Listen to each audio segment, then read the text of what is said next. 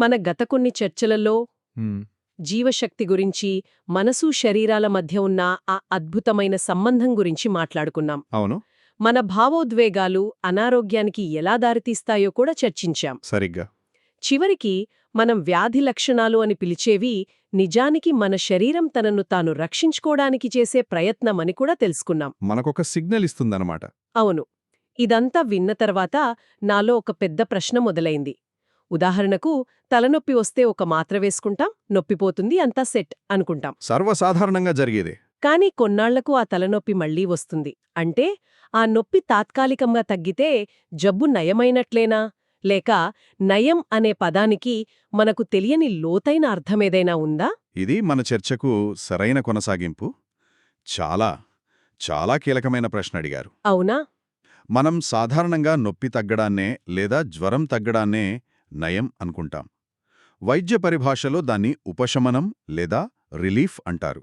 Relief. అంటే తాత్కాలికంగా పైపైన లక్షణాలను అణచిపెట్టడం. కానీ శాస్త్రీయ హోమియోపతి తత్వశాస్త్రం ప్రకారం నిజమైన నయం అంటే ట్రూ క్యూర్ అనేది అంతకంటే చాలా లోతైనది, సంపూర్ణమైనది. శాశ్వతమైనది కూడానా? ఖచ్చితంగా శాశ్వతమైనది. ఈరోజు మనం ఈ ఉపశమనానికి, నిజమైన నయానికి మధ్య ఉన్న ఆ తేడాని కొంచెం లోతుగా చూద్దాం. చాలా ఆసక్తికరంగా ఉంది. నిజమైన నయం అనే పదం వినడానికే చాలా శక్తివంతంగా అనిపిస్తోంది. అయితే ఈ శాస్త్రీయ నిర్వచనం ప్రకారం అసలు నిజమైన నయం అంటే ఏమిటి? ఉంది, దానికొక స్పష్టమైన నిర్వచనం ఉంది. చెప్పండి. నిజమైన నయం అంటే మనలోని జీవశక్తి అంటే వైటల్ ఫోర్స్లో వచ్చిన అపశృతిని సరిదిద్ది దానిని తిరిగి సామరస్య స్థితికి అంటే హార్మోనికి తీసుకురావడం. ఓహ్! ఇది కేవలం ఒక అవయవంలో జరిగే మార్పు కాదు. కాదు, అస్సలు కాదు. ఇది మన మొత్తం ఉనికిలో అంటే మనసు, శరీరం, శక్తి స్థాయిలో జరిగే ఒక సంపూర్ణమైన పరివర్తన. రైట్. శాస్త్రీయ హోమియోపతి పితామహుడు డాక్టర్ శామ్యూయల్ హానెమాన్ గారు చాలా స్పష్టంగా చెప్పారు. వైద్యుని ఏకైక ఉన్నతమైన కర్తవ్యం అనారోగ్యంతో ఉన్నవారిని తిరిగి ఆరోగ్యవంతులుగా మార్చడమే అని. దీన్నే ఆయన నయం చేయటం అన్నారా? అవును, దీన్నే ఆయన నయం చేయడమన్నారు. అంటే వ్యాధికి కారణమైన ఆ మాలిన్యాన్ని తొలగించి సంపూర్ణ ఆరోగ్యాన్ని పునఃస్థాపించడం. ఒక్క నిమిషం. మీరు జీవశక్తిలో అపశృతి అన్నారు. సాధారణ శ్రోతలకి ఇది కొంచెం క్లిష్టంగా అనిపించవచ్చు. అంటే మన ఇమ్యూన్ సిస్టమ్ దారి తప్పిందా, లేక అంతకంటే లోతైన విషయమా? మంచి ప్రశ్న. రోగనిరోధక శక్తి అనేది ఆ జీవశక్తి యొక్క ఒక భౌతికమైన ప్రతిరూపం మాత్రమే. అంటే ఒక ఎక్స్ప్రెషన్ లాంటిదా? సరిగ్గా. కానీ జీవశక్తి అనేది అంతకంటే చాలా సూక్ష్మమైనది. మనల్ని నడిపించే ఒక చైతన్యవంతమైన శక్తి. ఒక ఉదాహరణ చెప్తాను. చెప్పండి. ఒక ఆర్కెస్ట్రాలో 100 మంది సంగీతకారులుంటారు. కాని వాళ్లందర్నీ నడిపించేదెవరు? ఒక కండక్టర్. అవును. ఆ కండక్టర్ గనక తడబడితే సంగీతంలో అపశృతి వస్తోంది. ఎవరికి వారు సరిగ్గానే వాయిస్తున్నా మొత్తం మీద సామరస్యం లోపిస్తోంది. కదా. అలాగే మన శరీరంలోని అవయవాలన్నీ సంగీతకారుల్లాంటివి. జీవశక్తి ఏమో కండక్టర్ లాంటిది. ఆ జీవశక్తిలో అపశృతి వచ్చినప్పుడు అవయవాల మధ్య సమన్వయం దెబ్బతిని వ్యాధి లక్షణాలు బయటపడతాయి. నిజమైన నయం అంటే ఆ కండక్టర్ను సరిదిద్దడం. అంతేగాని తప్పుగా వాయిస్తున్న ఒక్క వయలిన్ వాద్యకారుని బయటకు పంపడం కాదు. ఖచ్చితంగా. మీరు సరిగ్గా పట్టుకున్నారు. వావ్! ఆ పోలిక అద్భుతంగా ఉంది. అంటే ఉపశమనమంటే కేవలం లక్షణాలను సరిచేయడం.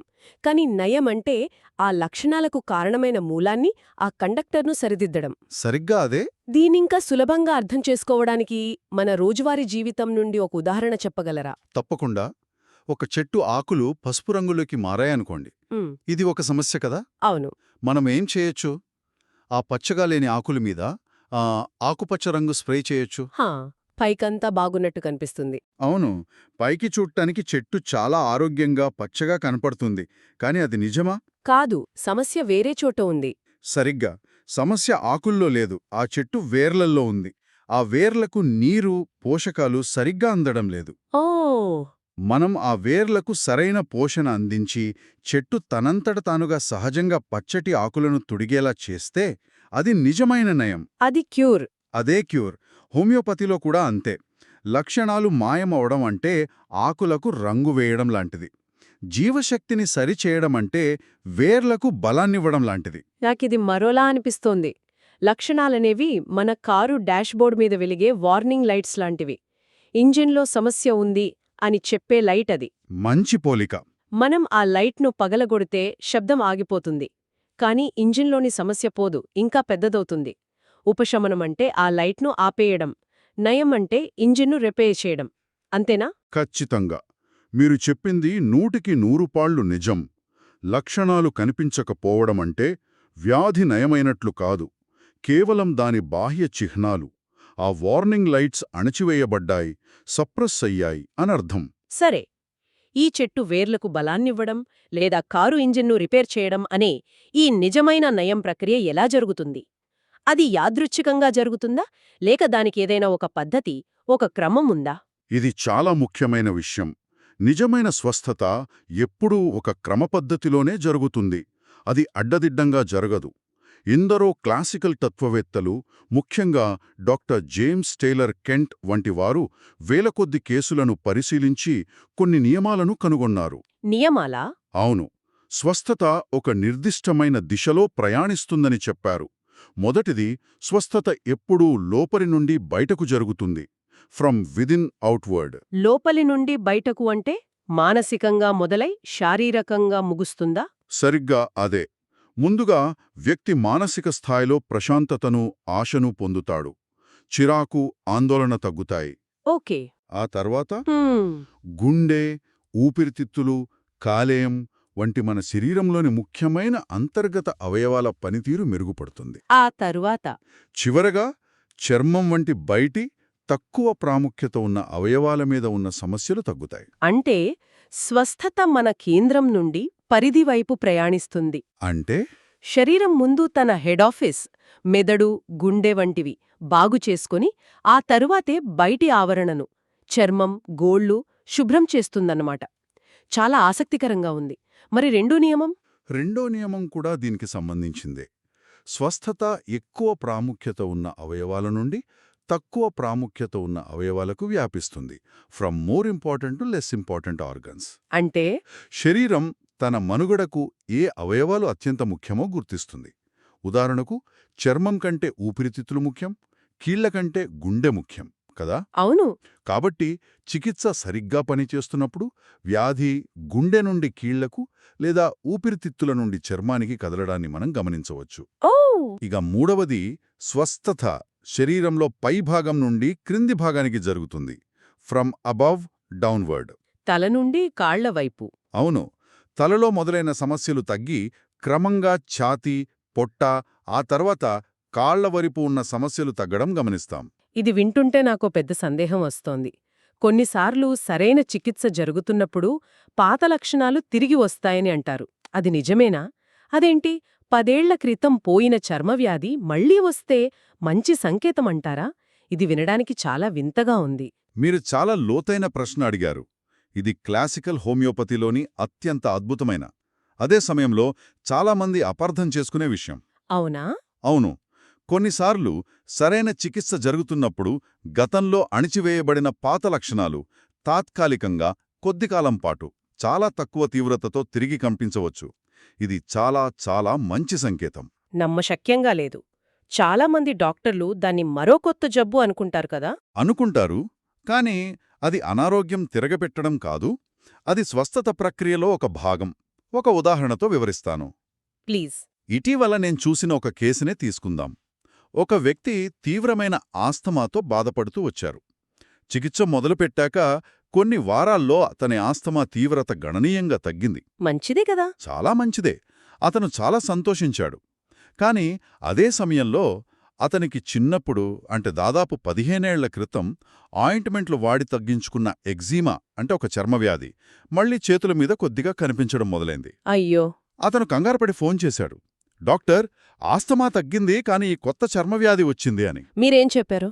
నేనతనికి చెప్పాను, కంగారు పడకండి, ఇది కొత్త వ్యాధి కాదు. మీ శరీరం సరైన దిశలో నయమవుతోందనడానికి ఇదొక సంకేతం అని. ఓ, అంటే ఇక్కడ మీరు చెప్పిన రెండో నియమం పనిచేస్తోందన్నమాట. వ్యాధి ఊపిరితిత్తులు అనే ఎక్కువ ప్రాముఖ్యత ఉన్న అవయవం నుండి చర్మం అనే తక్కువ ప్రాముఖ్యత ఉన్న అవయవానికి కదులుతోంది. అంతేనా? నేను సరిచేస్తున్నాను అని చెబుతోంది. వావ్. ఆ పాత చర్మవ్యాధి లక్షణం శరీరం తనను తాను రిపేర్ చేసుకునే ప్రక్రియను రివర్స్ గేర్లో పునర్ప్రారంభించిందని చూపిస్తోంది. ఆ లక్షణాన్ని మనం మళ్లీ అణచివేయకుండా ఉంటే కొన్ని రోజుల్లో అది తనంతట తానుగా తగ్గిపోతుంది. ఆ తరువాత ఆ వ్యక్తికి ఆస్తమా కాని ఎగ్జిమా కాని తిరిగి రాలేదా? రాలేదు. ఇదే నిజమైన నయం. అందుకే లక్షణాలు శత్రువులు కాదు, అవి మనకు దారి చూపే దీపాలు, దిక్సూచలు. ఇది వింటుంటే నిజమైన నయం కోసం రోగి అనవసరంగా బాధపడాలా? ఆ పాత లక్షణాలు వచ్చినప్పుడు నొప్పిగా ఉంటే భరించాల్సిందేనా? ఉపశమనం పొందకూడదా? అస్సలు కాదు. ఇది చాలా ముఖ్యమైన నైతిక స్పష్టత. శాస్త్రీయ హోమియోపతి లక్ష్యం ఎప్పుడూ సున్నితమైన, వేగవంతమైన మరియు శాశ్వతమైన స్వస్థతను అందించడమే. అంటే రోగిని బాధపెట్టడం ఉద్దేశ్యం కాదు. కాదు. ఆ పాత లక్షణాలు తిరిగి వచ్చినప్పుడు కూడా అవి గతంలో ఉన్నంత తీవ్రంగా ఉండవు. చాలా తేలికపాటి రూపంలో వస్తాయి. సరైన చికిత్సలో ఉపశమనం మరియు నయం రెండూ కలిసే ప్రయాణిస్తాయి. ఓకే. మొదట తీవ్రమైన బాధ నుండి ఉపశమనం కలిగిస్తూనే లోపల మూల కారణాన్ని సరిచేసే ప్రక్రియ కొనసాగుతుంది. సరే, ఒక వ్యక్తికి సరిగా ఎంచుకున్న ఔషధం ఇచ్చినప్పుడు ఈ నయం ప్రక్రియ మొదలైందని ఎలా తెలుస్తుంది? మొట్టమొదట ఎటువంటి మార్పులు కనిపిస్తాయి? సరిగ్గా ఎంపిక చేసిన ఔషధం జీవశక్తిని సున్నితంగా ప్రేరేపిస్తుంది. ఒక నిద్రపోతున్న సైనికుణ్ణి తట్టి లేపినట్లు. అది తనంతట తానుగా తనను తాను సరిదిద్దుకునేలా ప్రోత్సహిస్తుంది. రైట్. నిజమైన స్వస్థతలో మొట్టమొదట కనిపించే శుభసూచన, అతి ముఖ్యమైన సంకేతం, మానసిక స్థాయిలో మార్పు రావడం. శారీరక లక్షణాల కంటే ముందా? అవును. శారీరక లక్షణాలు తగ్గకముందే ఆ వ్యక్తిలో ఒక రకమైన ప్రశాంతత, ఆశ, ఉత్సాహం పెరగడం, చిరాకు, నిరాశ తగ్గడం వంటివి గమనిస్తాం. బాధపడే వ్యక్తి డాక్టర్, నా కీళ్ల నొప్పులు ఇంకా ఉన్నాయి, కానీ ఎందుకో తెలీదు, నాకు మనసులో చాలా తేలికగా, ప్రశాంతంగా ఉంది అని చెప్పడం. నిజమైన స్వస్థత మొదలైందనడానికి మొదటి సంకేతం. సరిగ్గా అదే మొదటి బలమైన సంకేతం. అది నిజమే. నాకు ఒంట్లో బాలేనప్పుడు ముందు నా మూడు బాగుపడితే సగం జబ్బు తగ్గినట్టే అనిపిస్తోంది. అయితే ఈ మొత్తం చర్చను ఒక్క మాటలో చెప్పాలంటే దాని సారాంశమేమిటి? నిజమైన నయం అంటే క్యూర్ అంటే అంతర్గత సామరస్యాన్ని పునరుద్ధరించడం, మన జీవశక్తి యొక్క సమతుల్యతను తిరిగి తీసుకురావడం. మరి రిలీఫ్?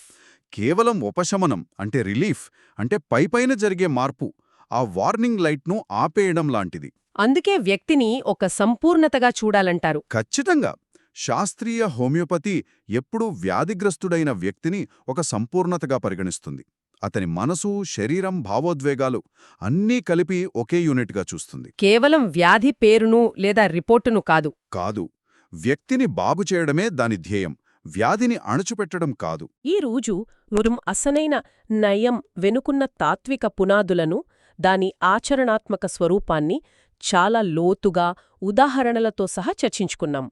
లక్షణాలు తగ్గడమే నయం కాదని స్పష్టంగా అర్థమైంది. అవును.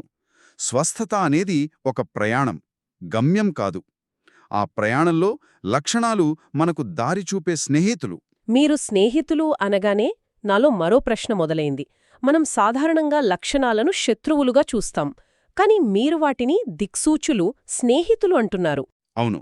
ఇదంతా విన్నాక అయితే చికిత్సలో లక్షణాల అసలు ప్రాముఖ్యత ఏమిటి, వాటిని ఎలా అర్థం చేసుకోవాలి అనే ప్రశ్న ఇప్పుడు మరింత బలంగా ఉదయిస్తోంది. ఖచ్చితంగా. అసలు లక్షణాలు అంటే ఏమిటి? అవి మనకు ఏం చెప్పడానికి ప్రయత్నిస్తున్నాయి?